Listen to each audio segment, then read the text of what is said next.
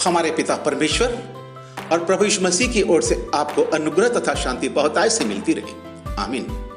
आप सभी को शमूएल तांडी का प्रेम भरा नमस्कार। मेरे मित्रों, मैं जब जब आपको स्मरण करता हूं तब तब अपने परमेश्वर का धन्यवाद करता हूं, और जब कभी आपके लिए विनती करता हूं तो सदा आनंद के साथ विनती करता हूं, इसलिए कि आप लोगों की प्रार्थनाओं के द्वारा ही मैं आज खड़ा हूं और इस वचन को आप तक पहुंचाने की कोशिश कर रहा हूं। हाँ मेरे प्रियो, मुझे इस बात का भरोसा है कि ऐसा करके आप अपने उद्धार के अनुभव में प्रतिदिन आगे बढ़ते जाएंगे, अर्थात मेरे लिए प्रतिदिन प्रार्थना करते रहेंगे और आत्मिक आशीष प्राप्त करते रहेंगे। मेरे प्रियो, आनंदित हो जाइए, क्योंकि आज का दिन इसीलिए ही बनाया गया है कि आनंदित और मगन हो जाएं।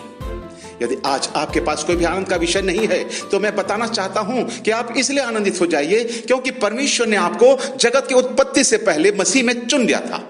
इफिसियों 1 अध्याय उसका 4 पद, अर्थात परमेश्वर ने जगत की उत्पत्ति से पहले, जबकि इसका कोई अणु भी नहीं बना था, आपको चुन लिया था। जी हां, उत्पत्ति के पहला अध्याय के पहले पद से पहले ही परमेश्वर ने आपको चुन लिया था।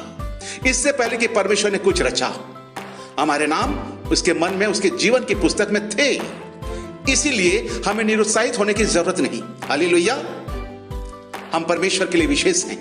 जी हां, आप परमेश्वर के लिए विशेष हैं। You are special for God. इस बात का कोई महत्व नहीं कि आप किसी मनुष्य के लिए विशेष नहीं हैं, लेकिन एक ही बात महत्व रखती है मेरे प्रियो, कि आप परमेश्वर के लिए महत्वपूर्ण हैं।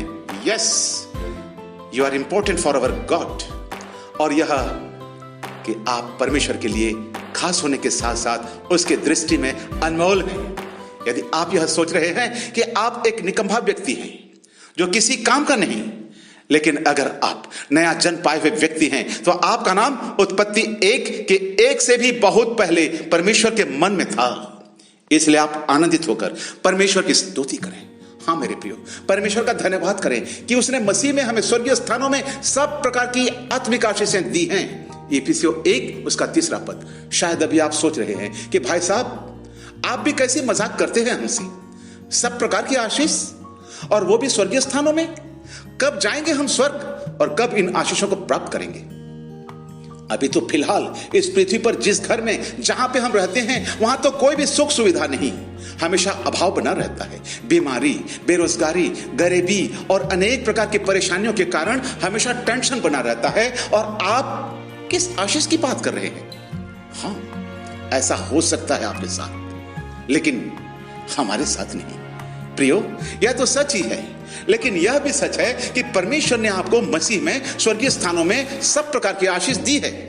यह मैं नहीं कहता, लेकिन उसका वचन कहता है, क्योंकि उसका सारा वचन सत्य है।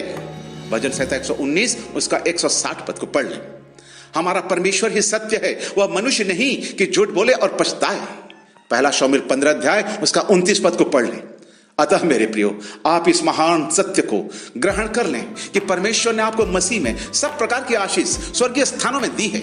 और वचन यह भी कहता है कि आप आशीष के वारिस होने के लिए बुलाए गए हैं। पहला पत्रस 3 उसका 9 पद को जरूर पढ़ लें। अतः यदि आप इस रहस्यमयी सच्चाई पर ध्यान देंगे तो आप यह बात समझ सकेंगे कि इस पृथ्वी पर एक स्वर्गीय जीवन जीने का क्या अर्थ होता है। इसलिए पौलुस ने इस पत्री के आरंभ में ही स्वर्गीय स्थानों में आत्मिक आशीष की बात कही है। जी हां, इस विषय पर मनन करें और इसके भेद को समझकर इन आशीषों को प्राप्त करें।